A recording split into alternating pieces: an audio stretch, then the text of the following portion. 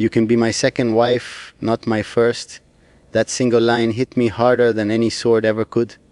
I stood there, my heart caught between pride and pain, trying to read her expression, trying to understand if she truly meant those words or if they were her way of testing how deeply I could love her. A prince learns early how to wear masks, how to hide weakness beneath royal composure, but at that moment, every ounce of my composure shattered like fragile glass. I had fought battles, conquered lands, silenced enemies, yet here I was, defeated by the softness of her voice. She didn't say it cruelly, but with a calm finality that carried its own kind of cruelty. In her eyes, I saw something I'd never seen before, a fear of being chosen out of duty, not love, or perhaps she feared becoming a story of sacrifice, the kind that court poets romanticize but never truly understand. The palace corridors echoed with centuries of tradition, where first wives wore crowns and second wives wore silence. She knew that, and so did I. But how could I tell her that titles meant nothing to me anymore? That I would trade every jewel, every victory, every whisper of power, just to hear her call me hers without hesitation? That night I stood by the balcony, watching the moon drape its light over the kingdom I was supposed to rule. I thought of her, her defiance, her grace, her quiet heartbreak hidden beneath that line. You can be my second wife, not my first. The words repeated in my mind like a curse and a vow at once. Because even if she refused the throne beside me, I would still choose her in every lifetime, in every story told after I'm gone. I watched her walk away, her silhouette fading into the dim corridor where candlelight trembled against the walls.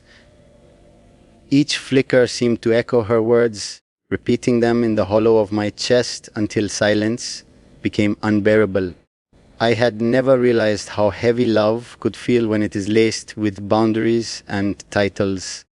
The crown that once felt like an honor now pressed down on me like a shackle forged of gold and guilt. The world had given me everything except the freedom to choose whom I could love without consequence. That night, I sat by my chamber window, the moon high and distant like an indifferent witness. Outside, the gardens lay still, untouched by the noise of courtly politics, but within me raged a storm that no silence could calm. Her voice lingered in every corner of my thoughts. I kept replaying her eyes, that quiet strength when she spoke, as though she knew she was breaking me, but also saving herself. I had promised myself once that I would never beg for love, yet for her, my pride was already on its knees. I thought of the first wife I was supposed to have, the woman chosen by my family, the alliance that would secure the kingdom's peace. She was noble, gentle, and distant, more a symbol than a soul to me. How cruel the fates must be to let me meet the woman I truly loved, only after my destiny had already been written in ink too thick to wash away. The poets always wrote of love that defied kingdoms, but they never wrote of the quiet agony of duty or the weight of saying yes when your heart is screaming no. I tried to convince myself that I could live with this, rule by day, age by night, smile when the court demanded it, and love her in stolen glances and secret letters. But love like ours was not meant to be hidden behind veils of propriety. It demanded space, it demanded fire, it demanded a freedom I could never grant her without tearing apart everything that had been built around me since birth. And so I sat there, torn between the man I wished to be and the prince I was expected to remain. In the days that followed, I watched her from afar, sometimes in the courtyard, sometimes by the temple, where she would light her lamps and pray. She always carried herself with quiet dignity, as though she had accepted her fate long before I did. I envied that strength, even as it broke me. I wanted to go to her, to tell her that she was my first in every way that mattered. The first to make me question my duty, the first to make me feel human beneath the weight of my crown. But words failed me. What use were confessions when the world would never allow them to become truth? Nights bled into weeks, and yet her presence never left me. I began to see her everywhere, in the scent of jasmine carried by the wind, in the sound of anklets echoing down empty hallways, in the softness of dawn that reminded me of her smile. The more I tried to forget her, the more she became part of my being. Perhaps this was what true love meant, not possession, not titles, but the unbearable beauty of longing without fulfillment. And so I learned to live with it. The prince that the world saw smiled and ruled, but the man beneath the crown remained haunted by the one woman who refused to be conquered by love. Her condition, her distance, her silence, all of it became part of the story I would carry to my grave. For in a world where love bowed to duty, she remained my rebellion, my ache, my eternal almost. Days turned into months, yet her absence stayed beside me like a shadow that refused to leave. Every corner of the palace whispered her name, though none dared to speak it aloud. Servants would lower their gaze when they saw the emptiness in mine, as if they too could sense that I was living in a war between my heart and my duty. The throne room, once a symbol of power and pride, now felt like a prison gilded in gold. I would sit upon it, listening to ministers and generals speak, nodding when they expected it. Yet every sound blurred, every word dissolved, until all that remained in my mind was the echo of her voice. I began to understand the cruelty of being born into a crown, how it steals your right to feel freely. To love as an ordinary man is a luxury denied to those of royal blood. The world believes princes are blessed with everything, but they never see the cost, the loneliness that festers beneath the silk, and the silence that follows every command. She was the only one who saw me beyond the prince, beyond the duty, beyond the expectations. She saw the man, and perhaps that was why her absence hurt more than any betrayal ever could. Because she had touched the one part of me I had forgotten existed. There were nights when I would wake abruptly, her name on my lips, my heart pounding with the illusion that she might be near. I would step out into the balcony, the night air sharp against my skin, and look toward the horizon as if distance could somehow bridge itself through will alone. The stars mocked me with their calmness, their eternal glow, untouched by human pain. Somewhere beneath that same sky, she existed, breathing the same air, living a life where I could not follow, and that thought both comforted and destroyed me. Rumors reached me, as rumors always do, that she had left the capital, seeking peace in a distant town far from courtly eyes. A part of me was relieved. At least she had escaped the suffocating walls of politics and whispers. But another part of me, the selfish part, ached with jealousy at the thought that she might find happiness without me. How unfair love is, that even when it is pure, it breeds such contradictions. I wanted her to be free, yet I wanted her to ache for me the way I did for her. Perhaps that is the curse of loving too deeply. You start mistaking pain for connection. The day I finally married, the palace was draped in gold and song. Every hall shimmered with light, every voice rose in celebration. And yet, for me, it was a silent ceremony. The woman beside me was kind and graceful, and I respected her. But love had long since taken another name. Even as I placed the garland around her neck, my mind wandered to another time, another face. I smiled when expected, bowed when required, but inside I was mourning something invisible, a promise that had never been spoken aloud, but had lived within me like a prayer. Years passed, and I fulfilled every duty expected of a prince. I ruled, I judged, I protected, but every achievement felt hollow. They called me the just prince, and songs were written about my fairness and wisdom, but none sang of the nights I spent alone, tracing her memory like a wound that refused to heal. I would sometimes ride beyond the city walls, away from the noise of power, just to find a moment of stillness. And in that stillness, I would whisper her name, as if the wind might carry it to wherever she was. Now, as I write these words with hands older than I ever imagined they'd become, I realize that some loves are not meant to be lived, they are meant to be remembered. She was not the queen beside my throne, but she ruled me nonetheless in ways no title ever could. The world may see her as the woman I did not marry, but I know the truth. She was the one I loved most completely. My second by circumstance, my first by heart. And though time has taken much from me, it has not taken that. It never will. The years rolled by like tides, steady, relentless, and indifferent to the hearts they washed over. Seasons changed, kingdoms evolved, but within me nothing truly shifted. I lived as a ruler should, attending councils, signing decrees, mediating conflicts that felt distant and meaningless.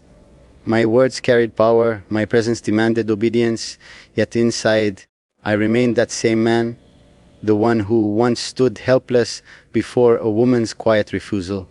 People saw only the crown, never the cracks beneath it. They spoke of my composure, my restraint, never knowing it was built on a foundation of loss too deep to name. At times, I wondered what might have been if I had defied them all, if I had chosen her not as a prince but as a man. Could love have survived the weight of rebellion? Could it have endured the exile that would surely have followed? I will never know. Life, it seems, offers no second drafts. It writes our destinies in one sweep, and all we can do is read them with trembling hands. I often imagined her in another world, perhaps laughing, perhaps at peace, untouched by the chaos of my kingdom. That thought both hurt and healed me, a strange contradiction I learned to live with. The palace garden became my only refuge. I would walk there every morning before the sun rose, listening to the rustle of leaves and the soft song of sparrows. It was the only place untouched by politics, where the air still felt honest. Sometimes I would see a flash of white, a jasmine flower blooming quietly against the wall, and it would remind me of her. She had once told me jasmine was her favorite because it never boasted its beauty, it simply existed fragrant and humble. That memory, small as it was, became my temple. In it, I prayed without words, loved without permission. As time aged me, I began to lose count of victories and losses alike. Wars came and went, allies turned into strangers. Faces blurred, but hers remained sharp in memory. The curve of her smile, the way her eyes held both defiance and sorrow. Sometimes I would find myself speaking to her in my mind, telling her about my days, about the decisions that haunted me. I knew she would never answer, yet the silence that followed always felt like an embrace, the kind that says everything without a single sound. One day, an old messenger arrived at the palace, bearing news from a distant village. He spoke of a woman who once lived by the riverbanks, known for her kindness and wisdom, who had recently passed away. He did not know her name, but something in his description made my heart still. The way he said she wore white every day, how she would feed the birds at dawn, how she spoke softly of a prince who had once promised her nothing yet given her everything. I knew then. It was her. The world around me blurred, and for the first time in years I let myself weep. I visited that village quietly, disguised as a traveler. They showed me the small shrine they had built for her, simple, adorned with flowers and candles. I knelt there, the soil damp beneath my knees, and felt a strange peace wash over me. She was gone, yes, but somehow she had never really left. The river beside her shrine sang softly. and I could almost hear her laughter within its flow. It was as though the universe had carved a place for her memory to rest, not in grandeur, but in grace. When I returned to the palace, I ordered no monuments, no songs, no proclamations. Some loves are too sacred for display. I carried her instead within me, as I always had, a quiet presence between each heartbeat, a whisper in every breath. And though the world would never know her name, I knew she had shaped me more than any victory or crown ever could. She had taught me that love does not always need possession. Sometimes its greatest form is endurance, silent, eternal, and unseen. The palace felt quieter after I returned. The same corridors that once echoed with voices and celebration now seemed to hum with silence, as if the walls themselves had grown weary of pretending. I would walk through them alone, my footsteps slow, the sound of my boots against marble almost like a heartbeat fading away. There were days when I found myself standing before the throne, looking at it not as a symbol of power, but as a monument to what I had lost. Everything I had ever gained, the lands, the wealth, the loyalty of men, felt hollow compared to the peace I had seen in her shrine. She had left the world softly, yet her absence thundered louder than any war I had ever fought. Sometimes I wondered what she must have thought of me in her final days. Did she hate me for my silence, for the way I chose duty over her? Or did she understand, the way only she ever could, that love was the only rebellion I ever dared not show? I will never know, but I like to believe she forgave me long before I sought forgiveness. Perhaps in her calmness, she carried that grace, the kind that asks for nothing yet gives everything in return. She had always been like that, too gentle for this world, too fierce for its rules. I loved her for both. The seasons continued to turn, indifferent to the frailty of human hearts. Winter crept through the palace gates, painting the gardens in frost, and I found myself drawn to the balcony where I used to stand with her shadow in my mind. The cold did not bother me anymore. I welcomed it. It felt honest, unpretending. The stars still hung above, distant and quiet, but I no longer sought answers in them. I had learned that some destinies are not meant to be understood, only lived, however painfully. The poets in my court still sang of victory and valor, yet I knew that my greatest battle had been fought in silence and lost long ago. In her eyes, there were nights when I would write letters to her, though I knew no one would ever read them. Pages filled with words that had waited years to be spoken. I told her of my days, of the emptiness between dawn and dusk, of the faces I met that reminded me of her laughter. I told her of the jasmine garden I had tended for her, each bloom a prayer, each petal a confession. And as I wrote, I realized that these letters were not meant to reach her. They were meant to release me. In those words, I became human again, not a prince, not a ruler, just a man still learning how to live with love that had nowhere to go. My hair turned gray before I noticed it. My reflection became that of a stranger, one who had lived too long between two worlds, the one he ruled and the one he longed for. But even as time thinned my strength, her memory did not fade. It remained constant, unwrinkled, unbroken. People often say that time heals all wounds, but that is not true. Time does not heal. It teaches you how to live with the ache. It turns pain into poetry, longing into prayer. And in that transformation, I found something like peace. Now as I sit by the window, quill in hand, I feel the world slowing around me. The candle beside me flickers, its flame trembling like the breath of a dying wish. I know my end is near, and strangely, I do not fear it. For the first time, I feel that I am finally walking toward her, not away. Perhaps death is merely a return, a reunion written in a language we cannot yet understand.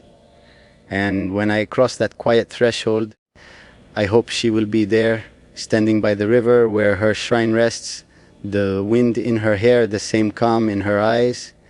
And maybe then, without crowns or conditions, I will finally call her mine.